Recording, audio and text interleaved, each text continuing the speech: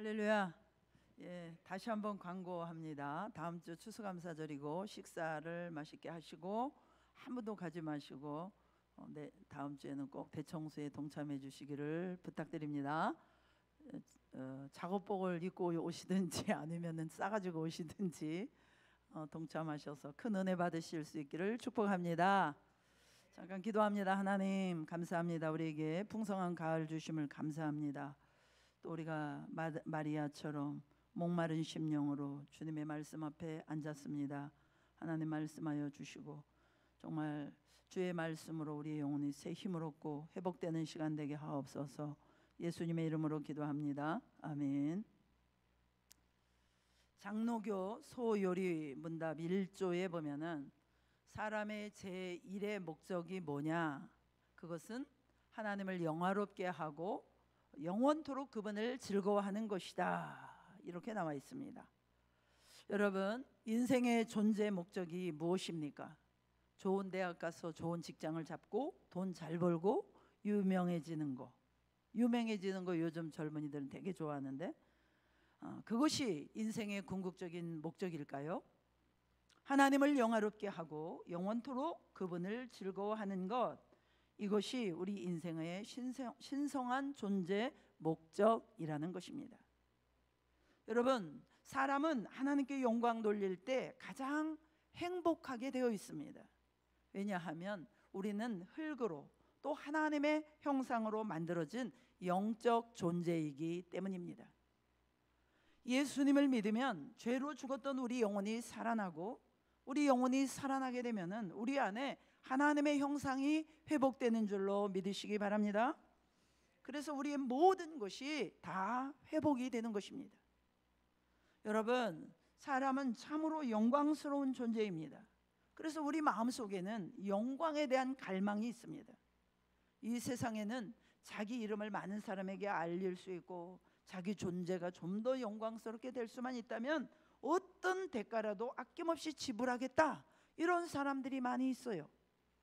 좀 더 영광을 드러내려는 그런 몸부림이 모든 사람들의 가슴 속에 가득하다라는 것입니다. 왜 사람들은 그렇게 영광스러워지고 싶어 할까요? 그 이유는 우리가 하나님의 형상으로 만들어졌기 때문입니다. 그런데 우리의 존귀함이라는 것은 우리 스스로에게서 나오는 것이 아니에요. 하나님과의 관계 속에서 나오는 것입니다. 우리가 하나님을 인정하고 그분과의 관계 속에 있을 때 우리 존재의 가치와 풍성함이 있는 것이에요. 그런데 우리에게 진정한 그 존귀함을 주시는 하나님을 인정하지 않고 그분이 주시는 풍요만을 누리려고 할 때 그것이 문제가 되는 것입니다.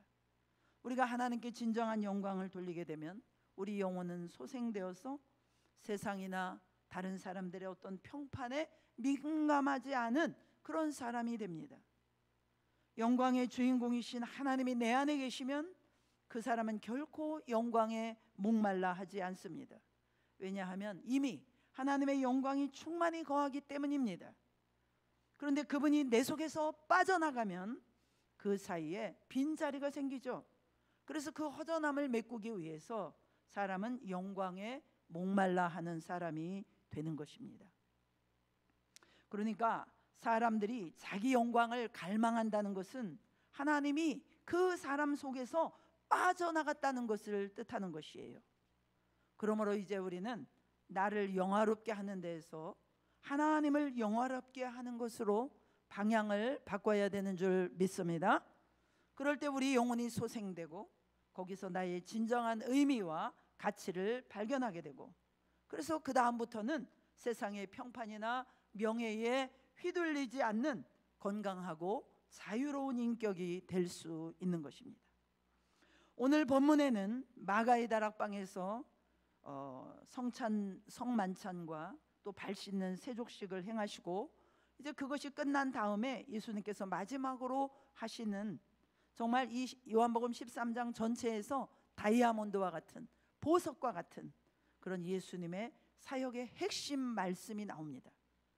첫 번째는 영광이라는 게 뭐냐? 영광의 본질에 대한 설명이 31절로 32절에 나옵니다. 우리 31절 32절 다시 한번 같이 읽어보겠습니다. 시작.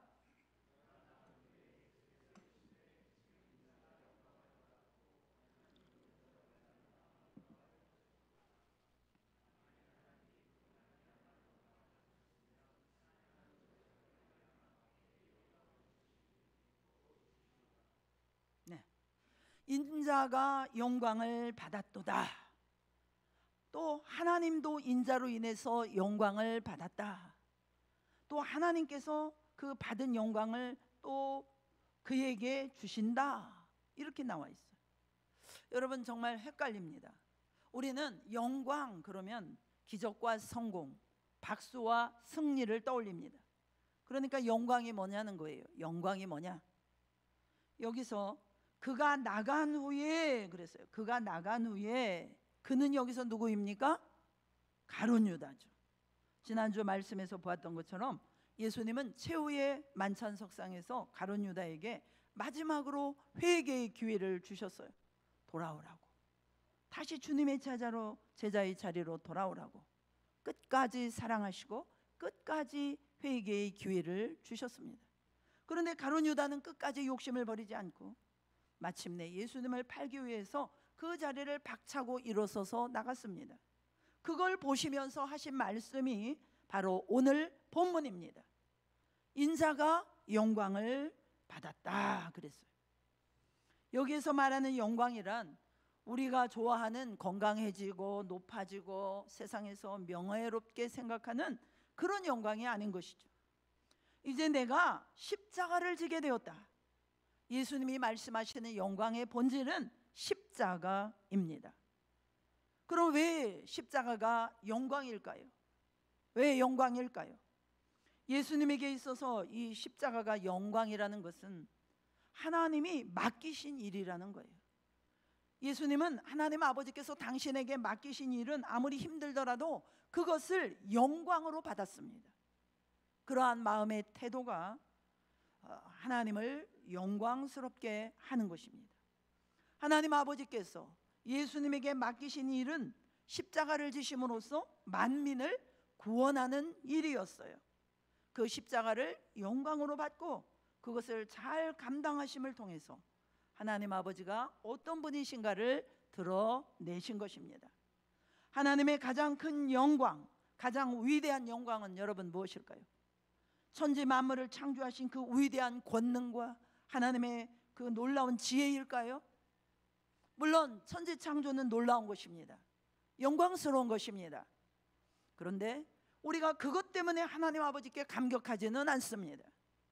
우리가 하나님 아버지께 감격하는 것은 그러한 위대한 창조주 하나님이심에도 불구하고 우리에게 아들까지도 주시고 우리를 위해서 희생하신 사랑 때문입니다.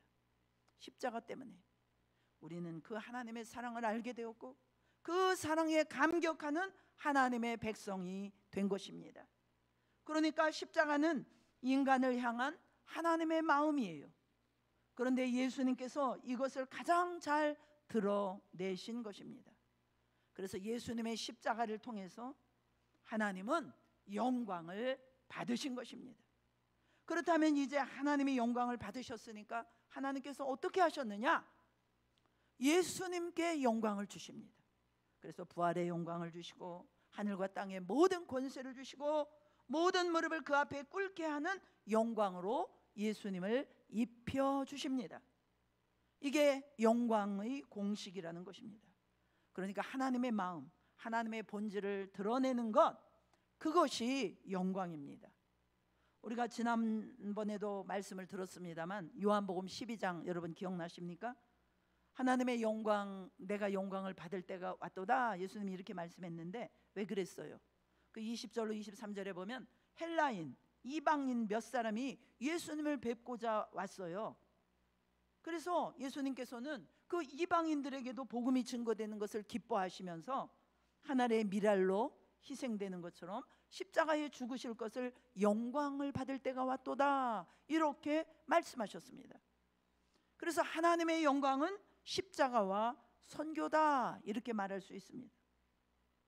그러니까 우리가 하나님께 영광을 돌리는 삶이 뭐냐? 하나님의 마음을 명확히 알고 하나님의 마음을 세상에 드러내고 사는 것입니다.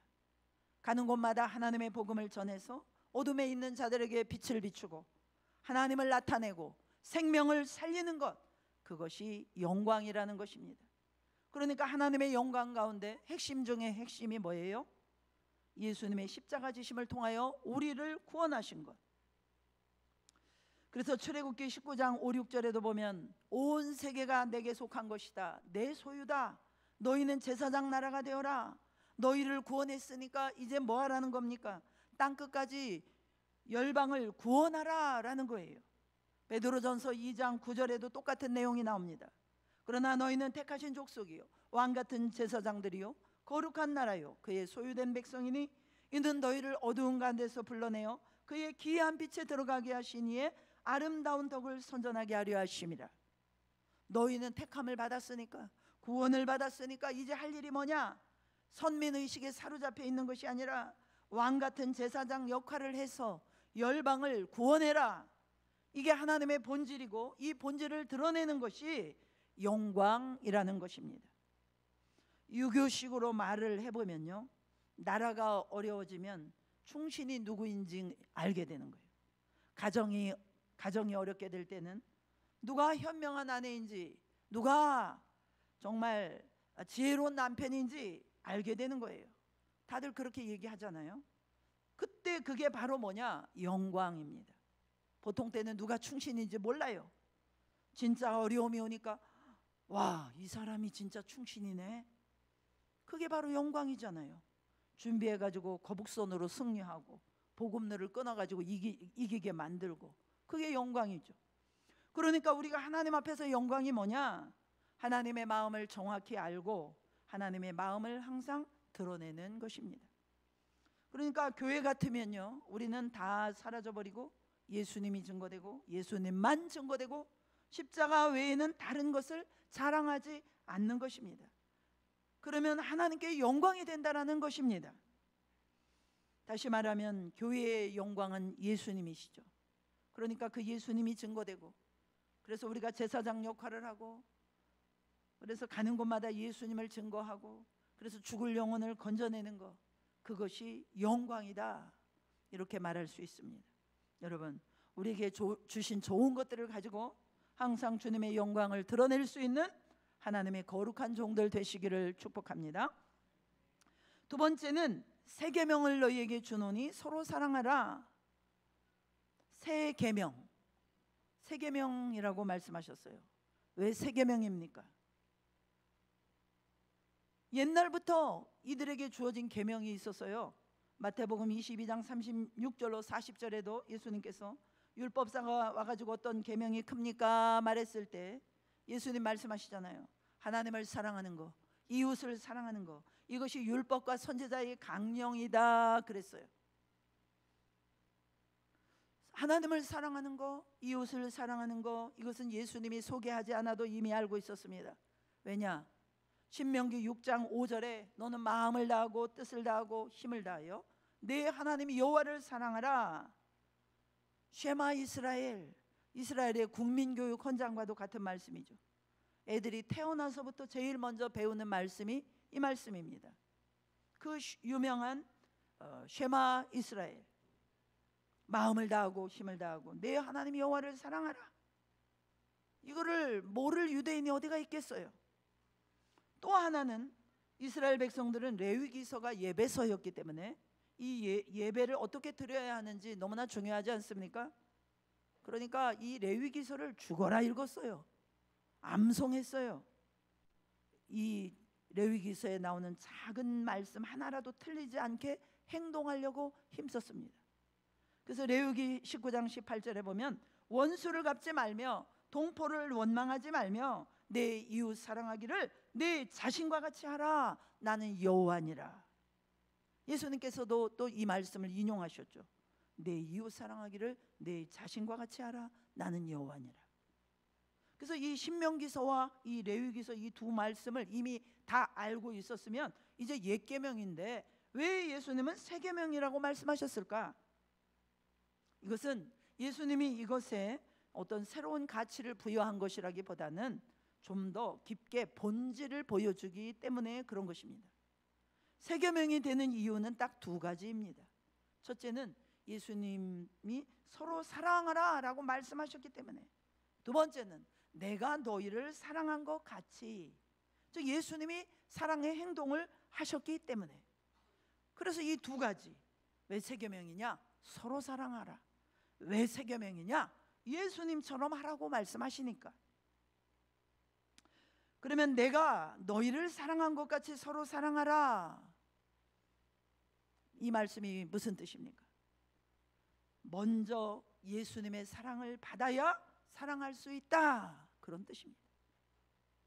우리 맨날 그런 이야기 많이 하죠. 난 어렸을 때부터 사랑을 못 받아가지고 상처가 많아. 그래서 이 모양 이 꼴이야. 뭐가 어째? 뭐가 안 느껴져? 뭐가 어째? 여러분 걱정하지 마세요. 예수님의 사랑을 듬뿍 받으면 치유되고 회복되는 줄로 믿으시기 바랍니다. 그렇죠. 사랑을 받게 되면요, 사랑을 베풀 수가 있어요. 예수님이 말씀하시는 세 계명은 이 두 가지가 다 있어야 돼요. 서로 양방향. 사랑 받을 줄 알고 줄 줄 아는 거. 여러분도 그렇고 저도 그렇고 우리가 주라, 이런 사랑하라, 주라, 이런 거는 많이 들어서 알고 있어요. 그런데 오히려 우리는 사랑받는 거에 대해서는 서툰 경우가 많이 있습니다. 그러니까 우리가 서로 사랑이 안 되는 이유가 뭐냐? 우리는 생각보다 사랑받는 것을 굉장히 불편하게 생각해요. 그래서 우리가 세 계명 서로 사랑하려면 예수님의 사랑과 은혜를 받는 것부터 잘 받아야 된다라는 것입니다. 그렇습니다, 여러분. 좋은 성도가 되려면요, 은혜를 받고 사랑을 잘 받아야 되는 줄로 믿습니다. 무조건 은혜를 많이 받아야 돼요. 목회자가 기도해 준다면요, 기도 잘 받으시고요. 상담 받으라 하면 상담 잘 받으시고요. 더러운, 지난주 말씀처럼 냄새나는 그 더러운 발 내가 씻어줄게 그러면 그런 더러운 발, 냄새나는 발일지라도 내어놓을 줄도 알아야 되고요. 사랑받는 사람들이 불편해하는 이유가 뭐냐면요, 이 사랑받는 거를 약하다라는 그런 생각을 해요. 약하지 않은 사람이 어디가 있습니까? 교만함이죠. 예수님께서 십자가 지시기 전에 바로 몇 시간 전에 오늘 밤 이 식사를 끝내고 나서 내일 아침 9시가 되면은 십자가에 돌아가십니다. 몇 시간 앞에 일을 다 알고 계십니다. 그러면서 제자들 앞에서 성만찬 예식을 하는데 이 철없는 제자들이 시기질투하고 있었잖아요. 제가 크냐 내가 크냐, 내가 형님이야 누가 형님이야, 이런 모습을 보고 예수님이 마음이 아프셨어요. 나는 이제 몇 시간 후면 십자가를 질 텐데 제자들이 정신을 못 차리고 자리 다툼을 하고 있구나. 그래서 예수님께서 제자들의 발을 씻겨주셨잖아요. 베드로의 차례가 되었을 때 너무나 황송해서 영원히 내 발을 씻지 못할 겁니다. 그러니까 예수님 말씀하시기를 내가 네 발을 씻기지 아니하면 너는 나와 상관이 없다. 중요한 말씀하셨습니다. 내가 네 발을 씻기지 않으면 너는 나와 상관이 없다. 지지난주에 제가 설교할 때 이것이 매일 회개의 중요성에 대한 말씀이라고 풀어드렸는데, 또 한 가지 우리가 생각해 볼 수 있는 것은요, 예수님이 내 발을 씻겼다고 하는 그 감격이 없이는 예수님의 제자가 될 수 없다, 그런 의미가 담긴 말씀이라고도 볼 수 있습니다. 예수님이 내 발을 씻겼다고 하는 그 감격, 이것이 있어야만 예수님의 제자가 될 수 있다라는 거예요. 이렇게 제자들의 발을 씻기고 나서 마지막 딱 한마디 교훈하십니다. 새 계명을 주노라. 계명이라는 게 여러분 뭡니까? 계명은 인간을 향한 하나님의 뜻입니다. 인간이 복을 받을 수 있고 살아남을 수 있는 유일한 척도입니다. 이게 계명이에요. 모세는 너희에게 10계명을 주었다. 그러나 나는 너희에게 단 하나의 계명을 주노라. 서로 사랑하라. 복잡하지 않습니다. 그렇죠, 여러분. 아시는 대로 10계명은 뭐 살인하지 말라, 간음하지 말라, 도둑질하지 말라, 뭐 하지 말라, 뭐 하지 말라, 뭐 해라. 그런데 예수님의 세 계명은 딱 하나입니다. 사랑하라. 내가 아가페 사랑을 한 것 같이 너희도 아가페 사랑으로 서로 사랑하라. 이것이 오늘 본문에 나타난 핵심입니다. 그런데요, 여기에 대조건이 있습니다.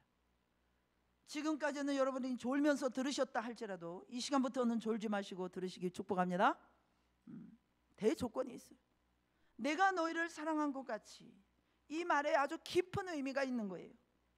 다시 말하면 받은 사랑을 가지고 사랑하라. 받은 만큼 사랑해라. 감격한 만큼 사랑하라. 그 뜻입니다. 로마서 5장 5절 우리가 잘 알고 있죠. 소망이 우리를 부끄럽게 하지 아니함은 우리에게 주신 성령으로 말미암아 하나님의 사랑이 우리 마음에 부음받음이니 그랬어요. 받은 사랑이 없다면 사랑할 수가 없습니다. 주님의 십자가 사랑을 깨닫는 마음이 없다면 다른 사람들에 대한 사랑을 실천할 수 없습니다. 그 사랑은 참 사랑이 아닙니다. 받은 사랑에 감격해서 하는 행위만 사랑이라는 것이에요. 여러분 잊지 마시기를 축복합니다. 오늘 특별히 베드로의 경우를 한번 생각을 해보세요. 베드로를 들어서 말을 해본다면, 내가 베드로야, 내가 너를 사랑한 것 같이 너도 이웃을 사랑하라, 그런 뜻이죠. 지금 베드로가 이 자리에 앉아 있습니다. 베드로는 주님께 어떤 사랑을 받았나요? 보세요. 베드로는 갈릴리 바다의 어부 아닙니까? 물고기를 잡다가 하루 종일 밤새도록 한 마리도 못 잡았어요. 물고기라는 게 때를 지어서 이렇게 움직이기 때문에 잡은 날은 많이 잡히고 또 못 잡는 날은 완전히 공치는 거라고 하죠. 그게 어부의 생활입니다. 그래서 밤새껏 돌아다녔는데 한 마리도 못 잡았습니다. 그래서 그물을 씻고 있는 바로 그 시간에 예수님이 나타나셔가지고 물고기 잡은 거 있느냐? 없습니다. 깊은 데로 그물을 던져라. 그것은 사실 말이 안 되거든요. 물고기는 깊은 데 던지면 안 된다는 거 어부들이 너무 잘 알고 있어요. 이때 베드로가 한마디 하는데 아리송하는 말을 해요. 예수님, 밤새껏 수고해도 한 마리도 못 잡았습니다. 그러나 말씀하시니 그물을 내리겠습니다. 그때 베드로의 마음이 엇갈리고 있는 거예요. 베드로는 갈릴리 바다의 전형적인 어부인데 한평생 여기 살았어요. 그런데 예수님은 목수죠. 목수가 어부에게 깊은 데로 가서 그물을 던져라. 그게 말이 됩니까? 아마도 그런 생각했을지 모릅니다. 그러니까 말씀하시니까 그물을 내리기는 내리겠습니다. 그물을 내리면서도 빈 그물을 예수님한테 보여주면서 보시라고요. 없잖아요. 그런데 또 깊은 데를 던지라는 거예요. 말씀하시니까 던지기는 던지겠지만요. 그런데 웬일이에요? 의외로 가득 잡았습니다. 깜짝 놀라서 예수님 앞에 무릎을 꿇었습니다. 나를 떠나소서. 나는 죄인으로서이다. 왜요?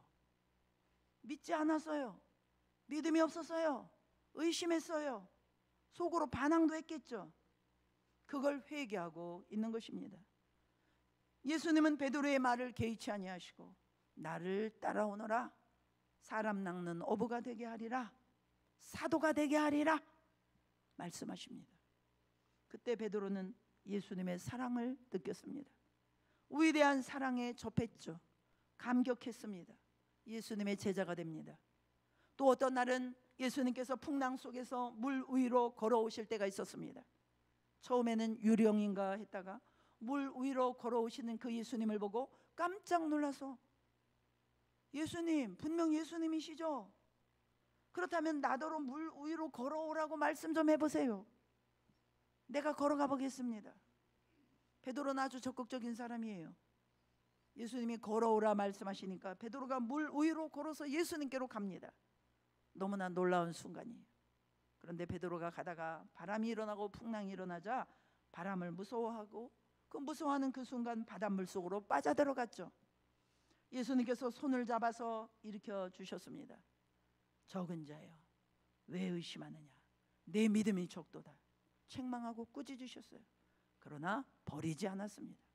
큰 사랑을 느꼈을 것입니다.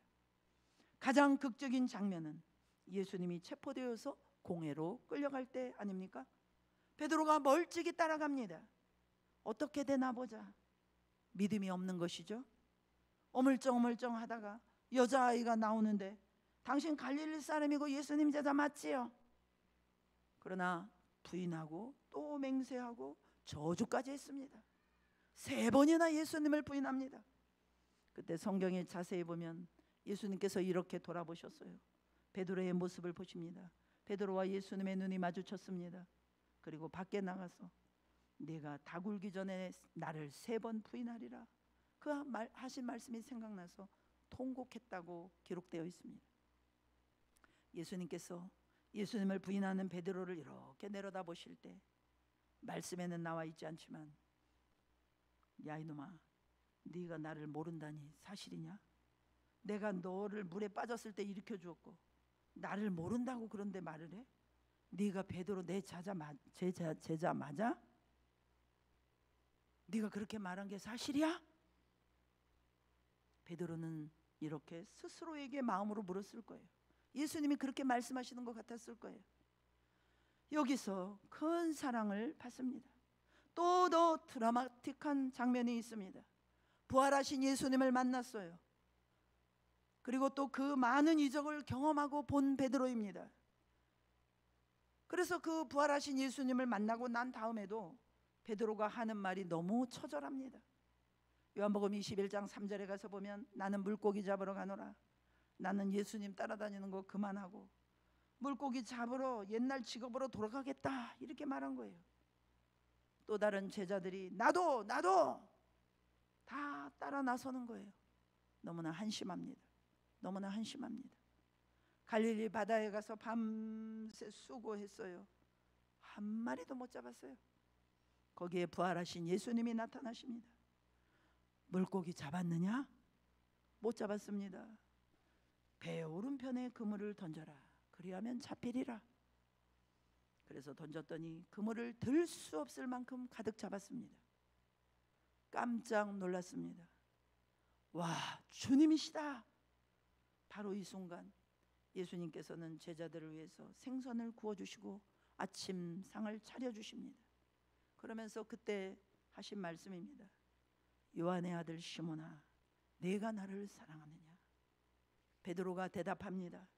내가 주를 사랑하는 줄 주께서 아십니다. 비록 내가 예수를 모른다고 했지만 주를 사랑하고 있다는 것 주님 아시지 않습니까? 처절하게 신앙을 고백합니다. 그때 예수님 말씀을 보십시오. 내 어린 양을 먹이라. 어쩌면 한마디도 꾸지람이 없어요. 예수님과의 관계 속에서 한마디도 꾸지람은 없습니다. 계속 믿어주고, 계속 용서하고, 계속 참아주고, 계속 사랑하고, 계속 사명을 맡깁니다. 내 양을 먹이라. 그래서 베드로는 예수님을 위하여 십자가에 죽습니다. 예수님이 십자가에 바로 돌아가셨는데 내가 어찌 그렇게 하겠느냐? 나는 거꾸로 매달아 달라. 베드로는 거꾸로 십자가에 못 박혀 죽었다고 그렇게 역사가는 말하고 있습니다. 자, 보세요. 예수님은 베드로를 사랑하셨습니다. 베드로는 예수님의 사랑을 느꼈습니다. 한평생 예수님 사랑을 많이 받았습니다. 그리고 거기에 응답했습니다. 이것이 바로 내가 너희를 사랑한 것 같이 너희가 서로 사랑하라 라는 말씀이 되는 것입니다. 서로 사랑하라. 내가 너희를 사랑한 것 같이 너희도 서로 사랑하라. 예수님의 사랑을 감격한 사람만이 내 힘이 아니라 예수님의 사랑으로 사랑할 수 있는 것입니다. 예수님의 사랑을 받아야만 나도 이웃에게 베풀어 주는 것입니다. 여러분, 참으로 감사한 것은 하나님의 사랑은요, 대상을 찾아 헤매다니는 것이 아니고 일방적으로 주도적으로 사랑하시는 사랑입니다. 하나님은 우리가 사랑할 만해서 사랑하는 것이 아니에요. 하나님은 우리의 조건에 상관없이 우리를 사랑하십니다. 사랑할 만한 대상을 찾아 헤매지 아니하시고 우리를 감동시켜서 우리도 서로 사랑할 수 있는 사람으로 변화시키십니다. 그래서 사랑을 위해서 모든 것을 던지신 것입니다. 내가 내게 대하듯이 나도 내게 대하마. 이것은 율법이죠. 네가 어떻게 대하든지 관계없이 나는 너를 사랑할 거야. 좋은 말 같죠? 독선입니다. 네가 나를 사랑할 때까지 나는 너를 사랑할 거야. 네가 틀림없이 나를 사랑하게 만들 거야. 집착입니다. 이런 사랑은요, 우리를 괴롭히는 사랑인 것입니다. 그러면은 참 사랑은 무엇입니까? 그리스도께서 나를 사랑하셨기에 내가 당신을 사랑합니다. 그리스도께서, 우리 한번 해보십시다. 그리스도께서 나를 사랑하셨기에 내가 당신을 사랑합니다. 내가 당신을 사랑합니다. 그렇습니다. 그리스도께서 나를 사랑하신 그 사랑 때문에 나도 당신을 사랑합니다. 이것만이 기독교적인 사랑이고 주님이 원하시는 사랑인 줄로 믿으시기 바랍니다. 내가 너희를 사랑한 것 같이 너희가 서로 사랑하라. 그러므로 여러분, 우리는 사랑이 거듭나야 합니다. 사랑의 개념이 바뀌어야 합니다. 사랑을 받았느니 못 받았느니, 사랑을 하느니 안 하느니, 저 사람은 사랑이 있느니 없느니, 그것이 아니에요. 오직 하나님이 나를 사랑하시고 예수님께서 나를 사랑하신 것을 날마다 말씀을 통해서 확인하고 기도를 통해서 확인하는 것입니다. 하나님이 이처럼 나를 사랑하셨다고? 그렇다면 내가 사랑하지 못할 사람이 없어요. 용서하지 못할 사람이 없어요. 이해하지 못할 사람이 없어요. 기다리지 못할 것도 없습니다. 왜요? 이 사랑에는 변화의 능력이 있기 때문입니다. 내가 너희를 사랑한 것 같이 너희도 서로 사랑하라. 우리를 사랑하신 이 주님의 사랑을 더 깊이 깨닫는 은혜가 있으시기를 주님의 이름으로 축복합니다. 몇 년 전에 한국인이 가장 좋아하는 연주곡으로, 몇 년 전이 아니죠, 오래된 거죠, 연주곡으로 뽑혔던 아들인느를 위한 발라드, 여러분들 다 기억하시죠? 아들인느를 위한 발라드. 이 곡은 1976년 폴드 세느비뉴, 이름도 어려워요, 작곡을 했고요. 리차드 클레이더만이 1977년 연주 발표한 대표적인 피아노 연주곡입니다. 사실은 아니고 전설이라는, 그런 이 곡에 대한 전설이 있다고 하는데요. 한 남자가 한 여인 아들인느를 진정으로 사랑하여 그를 위하여 만들었다고 하는 그런 전 세계적으로 사랑을 받는 이 곡은 서로가 너무 사랑했던 아름다운 연인이 있었습니다. 그런데 어느 날 남자가 전쟁터에 나가게 되었고 불행하게도 그 전쟁터에서 한쪽 팔과 한쪽 다리를 잃게 되었다고 합니다. 그러니까 이 남자는 그런 모습으로 그녀 곁에 다가갈 수가 없어서 그 여자를 떠나고 말았습니다. 그것이 그래도 자신이 사랑하는 그녀에 대해서 할 수 있는 가장 깊은 사랑이라고 생각했던 것입니다. 그런데 이 여인의 슬픔은 너무나도 컸습니다. 많은 시간이 흘렀습니다. 고향을 떠났던 그 남자는 자신이 사랑했던 그 여인이 결혼을 한다는 소식을 듣게 되고 망설이다가 그 결혼식이 열리는 교회로 가게 됩니다. 자신이 사랑했던, 아니 지금까지도 가슴에 두고 있었던 그녀의 그 행복한, 그 사랑했던 그 행복한 여자의 모습을 지켜보고 싶어서 그 결혼식에 가게 됐어요. 그 결혼식에 도착한 그 남자는 그만 깜짝 놀라고 맙니다. 바로 그녀 곁에는 휠체어를 타고 있는 한 남자가 있는데 그 남자는 양팔, 두 팔을 다 잃었고 그리고 두 다리마저도 없는 그런 남자가 휠체어에 앉아 있었기 때문입니다. 그때 그는 알게 됩니다. 자신이 얼마나 가벼운 판단을 했고 잘못된 판단을 했고 얼마나 그녀를 가슴 아프게 했는지. 그녀는 건강하고 완전한 몸만을 사랑했던 그런 것이 아니었던 것입니다. 남자는 그녀를 위해서 눈물 속에서 작곡을 하게 되고 아들인느를 위한 발라드, 사랑하는 한 여자를 위해서 한 남자가 만들었다고 하는 곡입니다.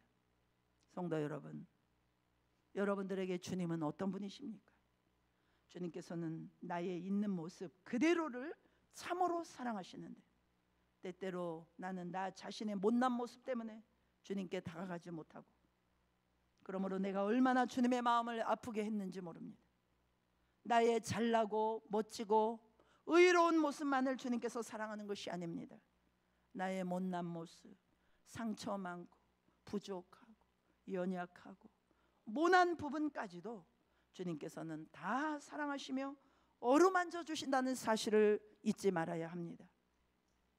앞에서도 말씀드린 것처럼 예수님은 십자가를 지시기 몇 시간 앞두고 제자들의 발을 씻겨주셨어요. 서로 시기하고 질투하면서 아직도 하나님의 마음을 알지 못하고 다투고 있는 이 제자들, 예수님께서 13장 요한복음 13장 1절 지난번에 우리가 봤죠. 그들을 사랑하시되 끝까지 사랑하십니다. 오늘 본문 33절에 보면요, 예수님은 제자들에게 작은 자들아 그렇게 부르십니다. 제자들은 그야말로 철없는 어린아이들이에요. 작은 자라는 말의 뜻이 그런 뜻입니다. 철이 없고 미련한. 33절 내가 아직 잠시 너희와 함께 있겠노라. 이 말은 이제 잠시 후에는 떠나신다는 표현이에요. 너희가 나를 찾을 것이나 내가 가는 곳에 너희는 올 수 없다. 그야말로 어린아이를 두고 떠나는 어머니의 마음 아니겠습니까? 그런 심정이세요. 그런 어린아이들, 어린자들, 어린아이와 같은 그런 제자들을 앞에 두고 떠나시면서 주님이 간곡하게 말씀하시는 것이 바로 서로 사랑하라 입니다. 우리 35절 말씀 함께 읽으시겠습니다. 35절 시작.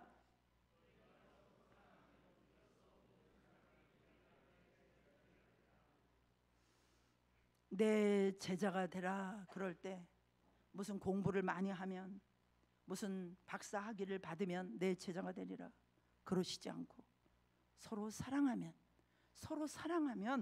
제자가 되리라 그렇게 말씀하십니다. 그러니까 여러분, 우리는 치열하게 서로 사랑해야 될 줄로 믿습니다. 받기도 하시고 주기도 하시고.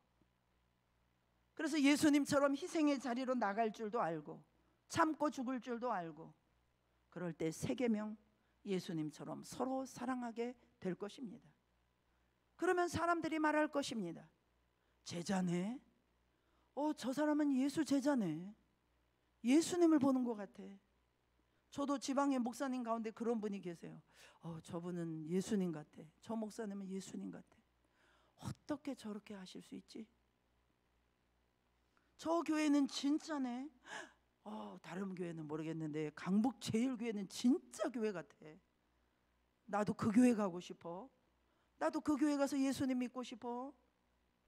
사랑하는 성도 여러분, 예수님이 우리를 사랑하신 것처럼 서로 사랑을 함으로 이 세 계명을 이루어서 이런 소리 들을 수 있는 믿음의 종들 다 되시기를 주님의 이름으로 축복합니다.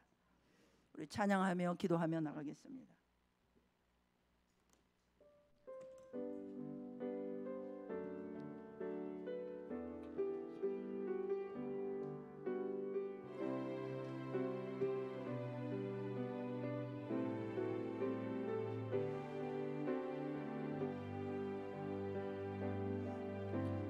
표현 못해도 나 표현하리라. 나 고백 못해도 나 고백하리라. 다 알 수 없어도 알 수 없어 나 알아가리라. 나 알아가리라. 나 닮지 못해도 나 닮아가리라. 나 표현 못해도 나 표현하리라. 나 고백 못해도 나 고백하리라. 다 알 수 없어도 나 알아가리라.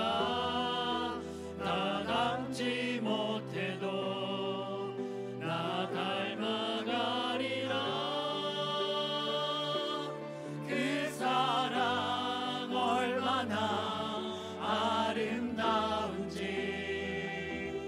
그 사랑 얼마나 날 부욕해 하는지, 그 사랑 얼마나 크고 놀라운지를 사랑 얼마나 나를 감격하게 하네. 다 표현 못해도 나 표현하리라. 나 표현 못해도 나 표현하리라. 다 고백 못해도 나 고백하리라. 다 할 수 없어도 할 수 없어도 나 알아가리라. 나 알아가리라. 다 닮지 못해도 나 닮아가리라. 다 표현 못해도 나 표현 못해도 나 표현하리라. 다 고백 못해도 나 고백하리라. 다 할 수 없어도 나 알아가리라. 다 닮지 못해도 나 닮아가리라. 나 닮아가리라. 그 사랑 얼마나 아름다운지. 그 사랑 얼마나 날 부욕해 하는지. 그 사랑 얼마나 크고 놀라운지. 그 사랑 얼마나 그 사랑 얼마나 아름다운지, 그 사랑 얼마나 날 부욕해 하는지. 그 사랑 얼마나 아름다운지. 그 사랑 얼마나 날 부욕해 하는지. 그 사랑 얼마나 크고 놀라운지. 크고 놀라운지. 그 사랑 얼마나. 마지막으로 다시 한번 고백합니다. 그 사랑 얼마나 아름다운지, 그 사랑 얼마나 아름다운지. 그 사랑 얼마나 아름다운지. 그 사랑 얼마나 날 부욕해 하는지. 그 사랑 얼마나 크고 놀라운지. 그 사랑 얼마나 나를 감격하게 하는지. 우리 이 시간 하나님 앞에 기도하며 나가겠습니다. 하나님께서 예수 그리스도의 십자가 사랑을 나타내 주신, 우리가 그 주님의 사랑에 대해서 너무나 냉랭하고 그 사랑 깨닫지 못하고 너무 무덤덤하게 정말 열정 없이 주님을 섬길 때가 너무나 많이 있었습니다. 회복시켜 주옵소서. 성령으로 말미암아 그 사랑을 우리 마음에 부어 주시옵소서. 우리 함께 기도하시고, 특별히 또 어려움 가운데 육신적으로 또 영적으로 질병 가운데 계신 분들을 위하여, 우리 부모님들을 위하여, 다음 세대를 위하여, 목회자를 위하여 공동체의 기도 제목을 가지시고 또 이어서 기도하도록 하겠습니다. 할렐루야. 하나님 감사합니다. 할렐루야. 아버지 감사합니다. 아버지 감사드립니다. 아버지 이 놀라운 사랑, 아버지 이 부유한 사랑, 이 아름다운 사랑, 아버지 하나님 우리가 다 알 수 없지만 하나님 깨닫기를 원합니다. 하나님 이 사랑 알기를 원합니다. 알아가기를 원합니다. 표현되기를 원합니다. 우리의 삶 속에서 이 사랑 실천하기를 원합니다. 이 사랑 얼마나 부욕해 하셨는지, 우리를 얼마나 부욕해 하셨는지, 우리를 어떻게 회복시키셨는지, 우리를 어떻게 소망 가운데 살만나게 하셨는지, 하나님 이 사랑 알기 원하고, 이 사랑에 우리 마음이 적셔지기를 원하고, 이 사랑이 우리의 소망이 되기를 원합니다. 이 사랑이 우리의 소망이 되기를 원합니다. 이 사랑이 우리에게 위로가 되고 우리에게 능력이 되기를 원합니다. 이 사랑으로 우리가 회복되기를 원합니다. 하나님 함께하여 주옵소서.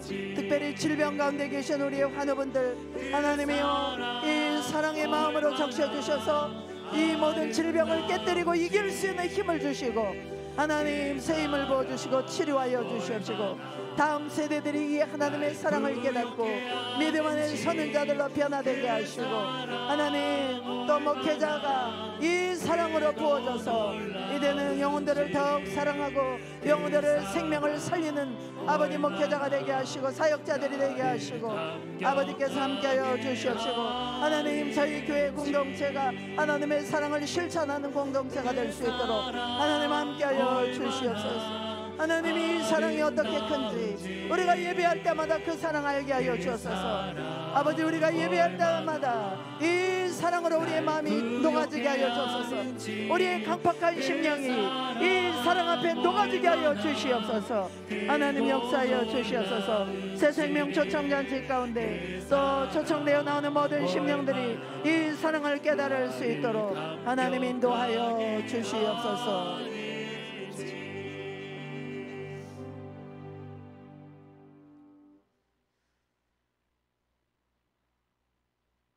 하나님 아버지,